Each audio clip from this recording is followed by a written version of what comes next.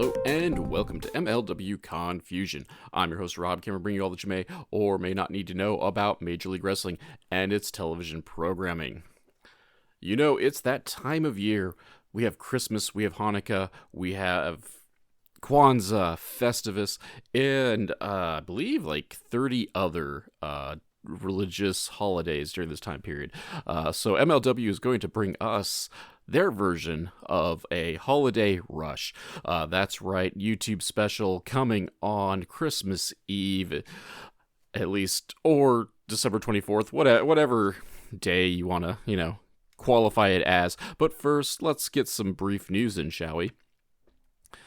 We have one more match announced for the Dallas Kings of Coliseum tapings at the NYTEX Sports Center in North Richland Hills, Texas on Saturday, January 11th. That'll be live on YouTube. And then the tapings, the second half of the tapings will be broadcasted later in the month.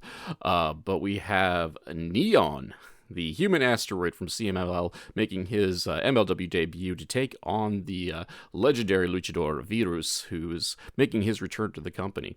I'm not as familiar with Neon, but I'm told he's a human asteroid who's held the CMLL Trios Championship along with Star Jr. and Mascara Dorado. So obviously he's got a little bit of a pedigree to him, and then, what else can I say about Virus? He's a revered and respected luchador, devious master and whatnot as well. So this adds to the already stacked lucha card from Kings of Coliseum. In addition to that, we do have the Heavyweight Championship match between our favorite fast food breakfast sandwich and our World Heavyweight Champion Satoshi Kojima, and then the Gravity Gauntlet, featuring 5 MLW superstars, including Akira, Trevor Lee, Matthew Justice, the Notorious BRG, and Mads Cruel Kruger. So that's all coming up next month. But first, we got to get through the holidays. So I'm going to talk about Holiday Rush, the second half of this month's tapings. We're going to start off with the Filthy Bros doing Filthy Bro things, and the one thing I got out of this is I've learned that the one thing Filthy Tom Lawlor can do, the one thing Filthy Tom Lawlor can't do anyway, is sing. He totally butchers a Christmas Carol. Grandma got ran over by a reindeer, of course. We have a very nifty intro video, and I thought that was really cool, featuring Christmas iconography interspersed and superimposed over MLW action. Joe Dombrowski, Christian Cole, our commentary duo for the evening, running down the show. But really, we're just going to jump right into things almost right away, as Janai Kai looks to have a match with the debuting Tiffany Avatar. This is Avatar's first appearance in MLW, because I immediately forgot that I said the word debuting, because, unless I have it in my notes, I got the memory span of a goldfish, so I'm not even sure who I am right now. But one thing I do know is this match didn't last as long as my goldfish tirade, so there you go. Kai just not working by the hour. One solid liver kick drops Avatar. Ref calls the match right then on there. As attendants are taking care of Miss Avatar, Kai gets on the microphone. The trash she kicked out of the ring represents all the New York fans, of course. Tells Delmi Exo that she's run her mouth, and if she wants to keep running her mouth, Kai will kick her teeth down her throat and shave her bald. Otherwise, I don't know what I can say about this match. It literally was just a kick. It was like a UFC 4 highlight where a guy just kicks a guy in the face and just drops him immediately. That's pretty much what that was. The entrances took longer than that there match. Lots of things took place. Took longer than that there match.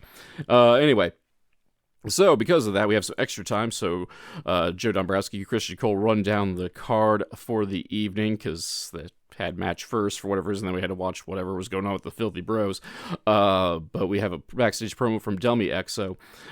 Delmi kind of talks about how, she sat on the sidelines as Janai Kai has held the featherweight division hostage, and that Delmi herself has kind of failed to rise to the challenge, and she's tired of being a failure.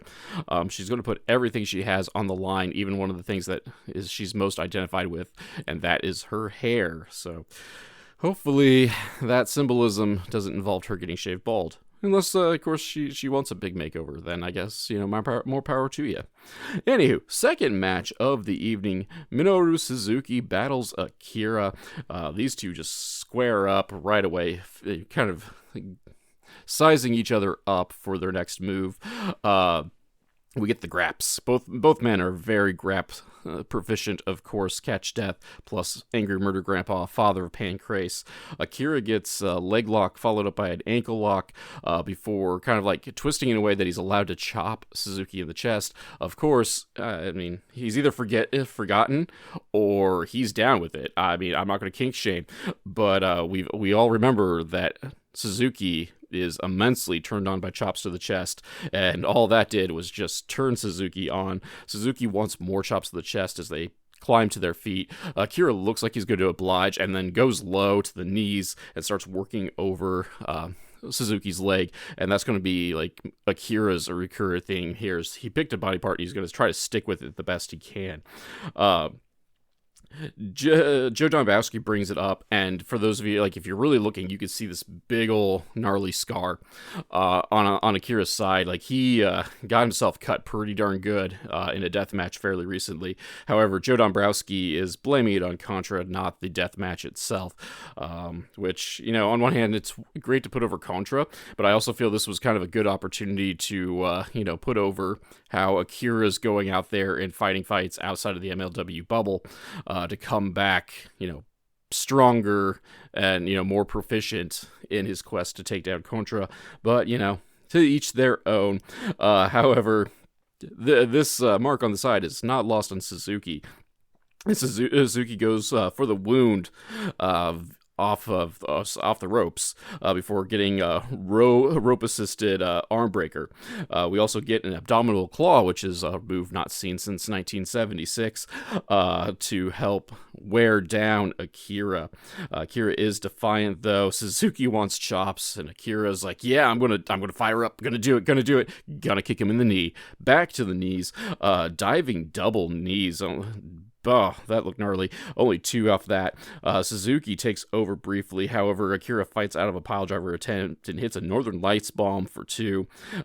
Suzuki, though, kicks the wound, locks in a rear naked choke, just long enough to lock in the Gotch-style piledriver, which he holds Akira for way too long. And by way too long, it's more like, along the lines of, like, he bothered to hold him up in the air for, at least 10 seconds, or at least seemed like it was at least 10 seconds. I didn't keep track. I didn't go back with a stopwatch or anything, but just held Akira aloft for enough time to let everyone know he's serious about this before dropping Akira on his head. 1, 2, 3. Academia at this point. Your winner, Minoru Suzuki. And, I thought this was a fun match. Once again, we actually got, really solid in-ring storytelling of, old school, solid in-ring storytelling, picking body parts, working over said body parts, and unfortunately for Akira, age brings wisdom, and Suzuki's been at it for Lord, over 30 years, pretty near 40 years at this point, so got the day on that one. But, Akira's really working on that knee, and then if he had that weak spot that Suzuki was able to exploit on his way to victory. Following this, we get a recap of Alex Kane being fired. There's a big batch of controversy over that of, league officials are not happy with this, but, if they really didn't want an agent of chaos, maybe they shouldn't have brought on a guy whose motto is controversy creates cash. I guess things are a little more 2020 in retrospect, of course. Following this, we got backstage with the happy family of Cesar Duran and company. Cesar basically calls Bischoff's involvement with MLW a slap in the face and a betrayal by Court Bauer. However, Selena De Renta views it more as an opportunity to be had. However, this all goes awry when they lost the baby. Yep, baby's mysteriously disappeared. Poppy doesn't know where it is. Jesus, who's now the nanny, Jesus Rodriguez, he's the nanny now, also doesn't know where the baby is, so we're going to go find a baby, I guess. In the meanwhile, while this is all going on, evidently our favorite fast food breakfast sandwich allegedly had a match with the notorious BRG. My monitor went out, so I didn't care to have my monitor fixed about this either. But, maybe I should go take care of that. So I'm going to go take a brief pause for the cause, take a break, check out my monitors so this maybe doesn't happen for, a year in a row. And we'll be back. Un momento. Hey, folks. MLW Confusion's become a veritable hub of shopping and treats and all that sort of good stuff. Whether you need a sugar-free alternative to energy drinks in the form of Raise Energy, or maybe even, top-of-the-line ice makers, coffee machines, and other household appliances, or, well, let's go crazy, and you can even get WWE licensed apparel all through my links section. All you got to do is wander down to the descriptor of this week's episode, check out the various links, click on them, and go shopping like you normally would. Heck, it's no difference. You just came in and just said Rob sent you. And that way, you can get the things you need, maybe even at a discount, and the podcast gets a kickback as well. So be sure to check out those links. Thank you very much for listening. Back to the show. We are back with Ultimo Guerrero. He calls Satoshi Kojima a superb fighter, but he also wants everyone to know that he's taking the belt back to Mexico with him. Those two, Ultimo Guerrero and Satoshi Kojima, will have a match tonight for the MLW Heavyweight Championship. Also backstage, Mr. St. Laurent finds Timothy Thatcher. He lets Thatcher know that Thatcher is the first draft pick of WTF ID brand new program. He also has an envelope full of cash with more to come if Thatcher breaks Filthy Tom Lawlor's leg. Those two also have a match tonight as well.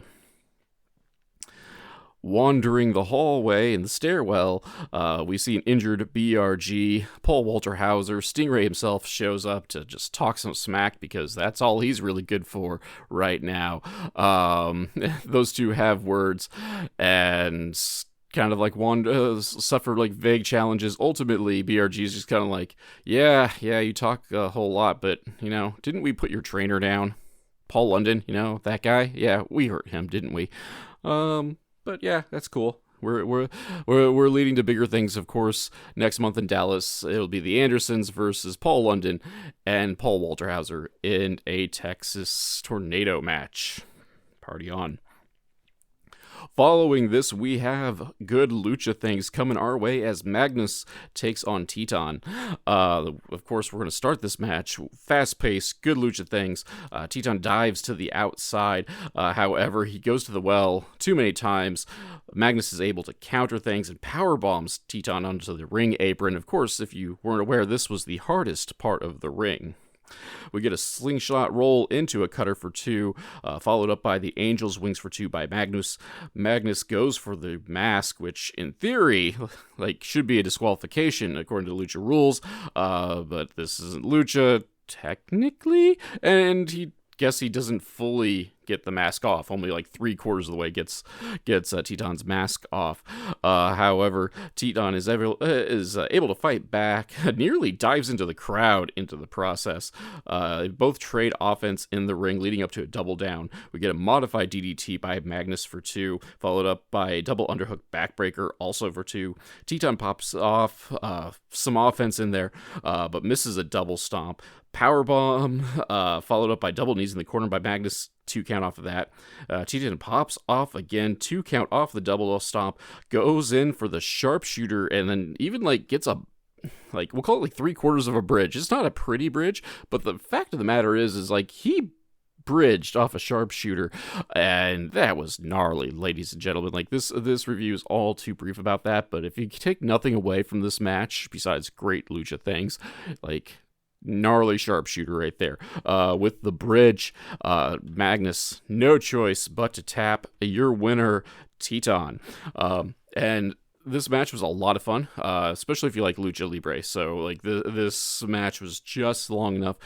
get you all invested, and then of course the payoff is the Technico winning the match. So unless you are not a fan of Lucha Libre, and if that's the case, do you even really like to wrestle, bro? But anyway, weird soapboxes and hot takes aside, this is a fun match to be had. Really enjoyed watching these two go at it. And then, like, if I'm just going to complain, it was just, like, chunks of the commentary, really, like, putting over the middleweight division of MLW, when the MLW middleweight division is basically just CMLL. Like, damn, MLW doesn't have a real middleweight division at this point. It's just luchadors that they bring in from CMLL, which, of course, don't get wrong, match quality is great, but it's really not a middleweight division if you're importing, like, an entire company's group of guys in to pad out your show. Anywho, we find outside Kevin Knight is writhing on the ground in pain. The Andersons are spotted right behind him with two pairs of cowboy boots and a pair of baseball bats. Going to go out on a limb there and just kind of assume that the Andersons beat Kevin Knight with a baseball bat or two. Just call it a hunch. I'm no Bobby the Brain Heenan, but sometimes I see the evidence. Next, we have Filthy Tom Lawlor making his in-ring return to MLW. I was going to say, I tried to, like, mix up my metaphors right there, and basically comes down to Filthy Tom Lawlor is making his in-ring return after being injured by Donovan Dijak and being fired by Mr. St. Laurent, kicked out of WTF. He is going to face Timothy Thatcher. Thatcher's got on some Terry Funk-inspired tights tonight, not rocking the tidy blueies that he usually rocks, but he's going full length, got some stripes, and then of course has the pair of tights over the top of the striped pants.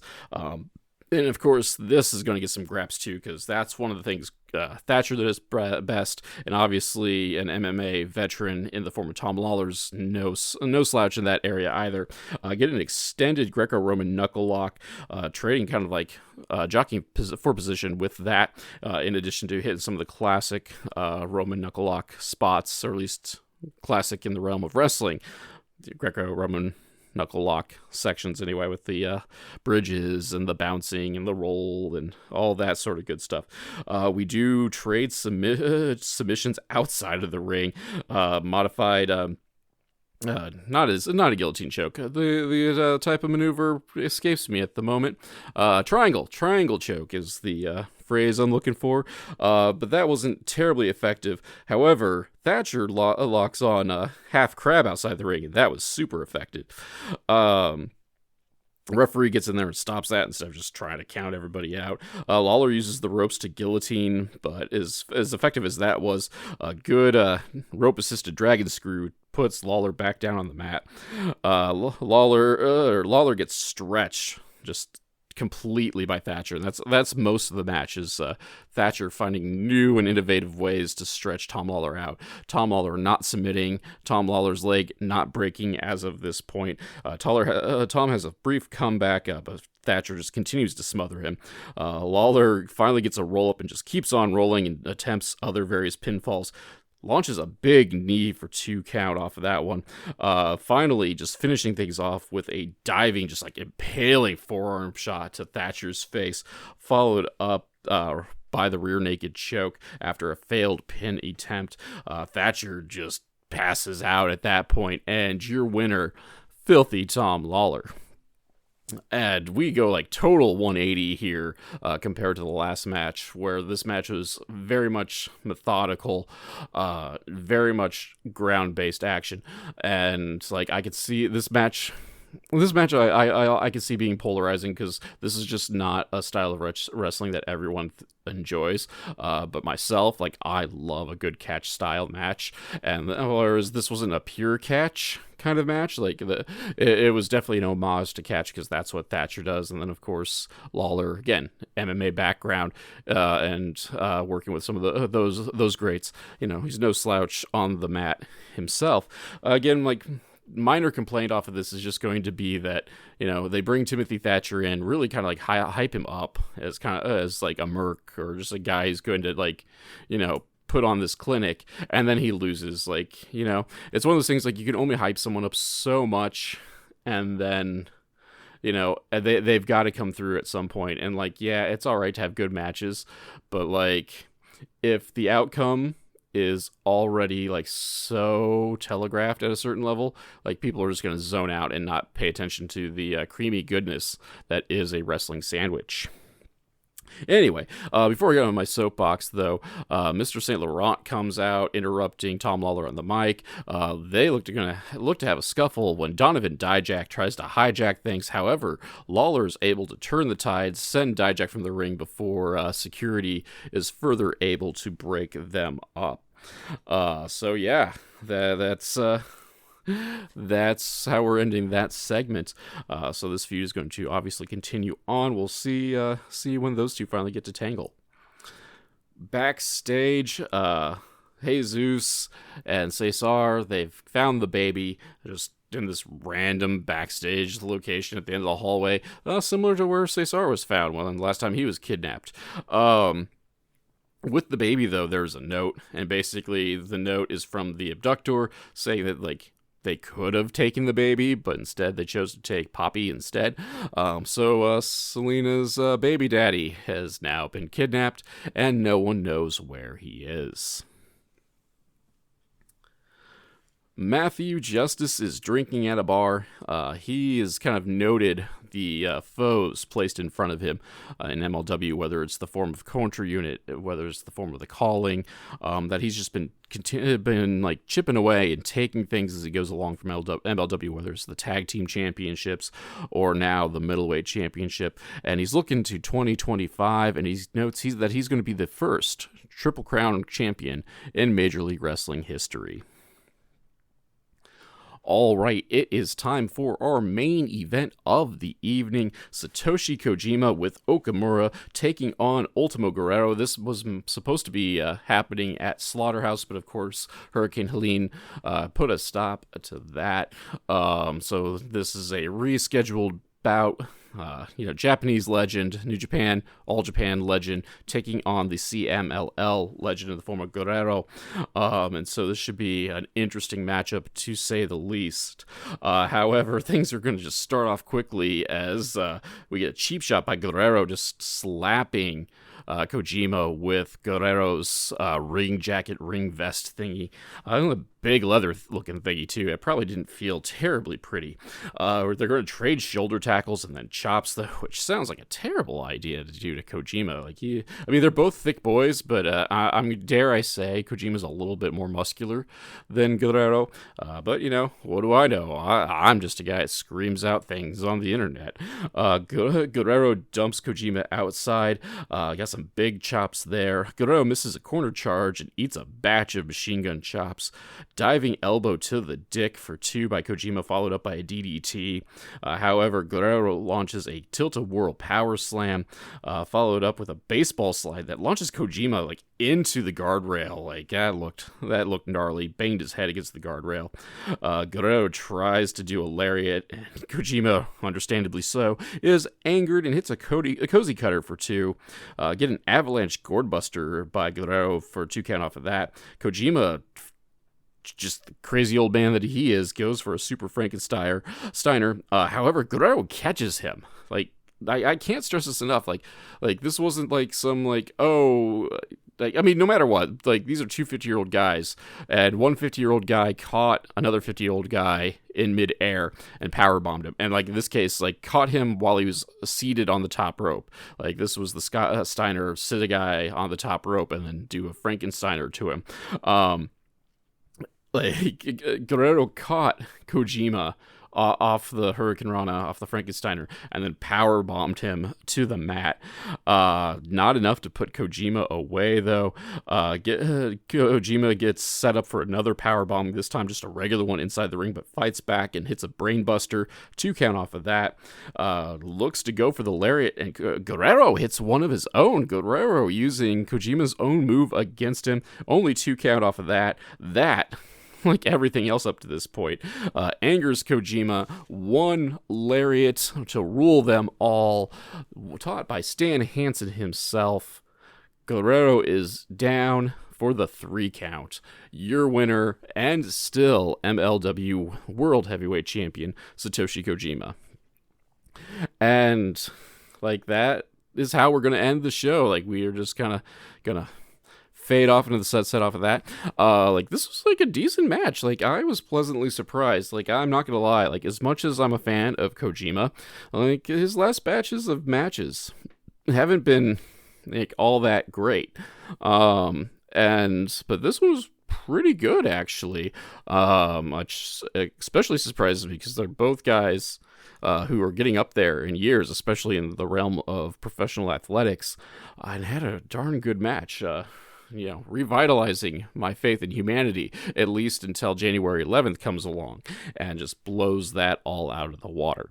But yeah, that being said, like that's how MLW is ending the new year, ending 2024. Lots of ups and downs here, but I will have to say they actually ended 2024 on a pretty positive note as a whole.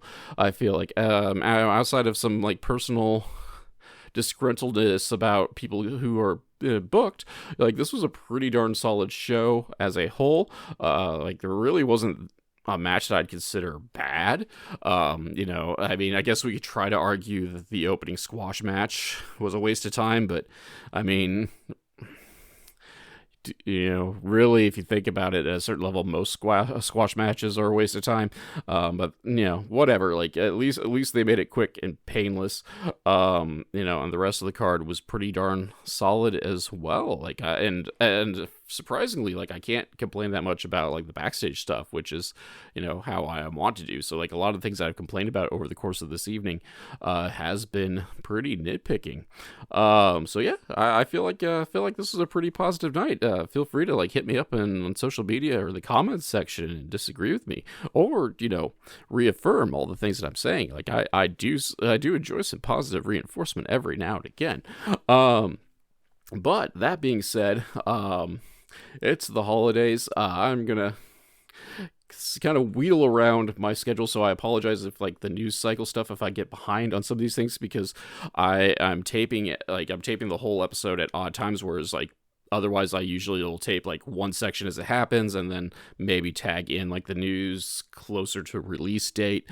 But with the holidays, I'm just kind of recording when I can and calling it good, especially because next week I'll be taking vacation, but I'll still sneak in an episode where I'll be sitting down with Card Subject Chain's Never Wrong, Nick Bull. So sit down, looking forward to that talk.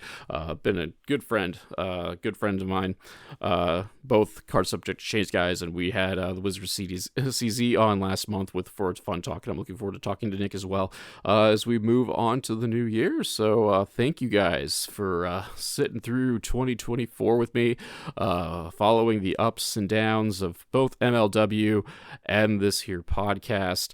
Unlike a lot of podcasts, I'm not going to worry about like an year in review or anything like that, because always looking to the future, baby. That's what we do here at MLW Confusion. Learn from the past, shoot for the moon, to the moon, looking at the future. Hopefully it is bright enough that I have to wear shades. But I do appreciate you guys sticking along for the ride. I've done this for 5 years now. It's crazy, go nuts.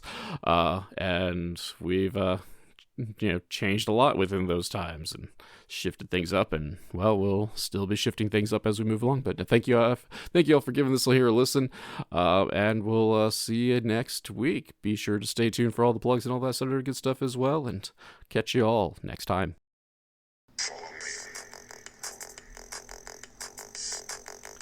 MLW Confusion is a weekly podcast that is written and performed by Rob Kammer and hosted by Spotify for podcasters. MLW Confusion is part of the Urban Wrestling Network, and you can check them out and check out the Major League Pod on YouTube at Urban Wrestling NW. The background music for this section is Ruined by Day, performed by Alan Schroeder. If you enjoyed this podcast and would like to support, please like, subscribe, and tell your friends, family, and enemies. Leaving a review is also helpful. Word of mouth advertisement is very important for small podcasts such as this. Social media links can be found in the description, but Twitter and Instagram are at the Nova of Cass, THENOVAOFCASS, and Facebook is at MLW Confusion, all one word. If you'd like to support monetarily and help upgrade my equipment, please check out my virtual chip jar at ko-fi.com/Casanova. Or if you prefer more bang for your buck, you can go to patreon.com/Casanova, CASSONOVA, whereas for as little as $2, backers get access to the podcast early and without those pesky ads, plus other exclusive content. So join the crew that is headed up by Keith Wynn, Alan Schroeder, Alex McCarthy, and Elenia, and check it out. You can also find t-shirts, coffee mugs, and other merch at the Confusion Podcast on Teespring. Also, be sure to check out the description to find some affiliate links for, well, WWE merch, coffee machines, ice makers, and much more. For business inquiries such as ads and sponsorships, please email rzkamer, that's Kamerer, at comcast.net. Thank you for listening.